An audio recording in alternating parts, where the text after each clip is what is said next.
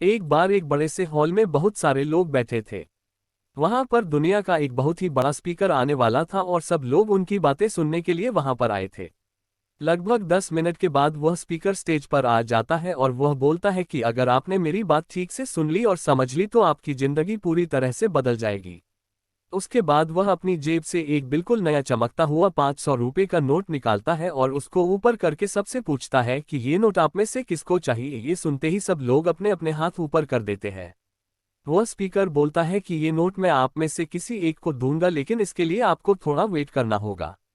अब वह स्पीकर उस नोट को अपनी मुट्ठी में बंद कर लेता है और थोड़ी देर तक उसको मसलता है। अब उस नए नोट में सल पड़ जाते हैं और वह थोड़ा पुराना सा दिखने लगता है और वह एक किनारे से थोड़ा फट भी जाता है।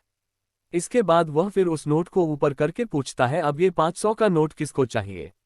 इस बार भी सभी लोग अपने हाथ ऊपर कर देते हैं। तब स्पीकर ने उस नोट को जमीन पर गिरा दिया और उस नोट पर 3-4 बार पैर रख दिया। इससे नोट और भी पुराना हो गया और उस पर थोड़ी मिट्टी भी लग गई थी। फिर उन्होंने उस नोट को ऊपर किया और पूछा कि अब बताओ, अब इस नोट को आप में से कौन लेना चाहता है। और इस बार फिर सब के सब ने अपने हाथ ऊपर कर दिए। स्पीकर अब नोट को फिर से नीचे जमीन पर गिरा देता है और उसके ऊपर कूद कूद कर उसको दोनों पैरों से रगड़ देता है और उसके ऊपर चाय भी गिरा देता है। अब नोट इतना गंदा हो जाता है कि उसको पहचानना भी मुश्किल होता है। कोई भी उस नोट को देखता तो यही बोलता कि अब ये सिर्फ एक गंदा कागज का टुकड़ा है, अब ये बेकार है, इस दुनिया में इसकी कोई वैल्यू नहीं है। स्पीकर ने एक बार फिर उस नोट को उठाया और ऊपर करके सबसे पूछा, अब इस नोट को कौन लेना चाहता है। और इस बार भी सब के सब ने अपने हाथ ऊपर कर दिए। कितना भी गंदा पुराना मिट्टी में सना हुआ चाय का दाग लगा हुआ हो, लेकिन अभी भी वह 500 रुपये का नोट ही था।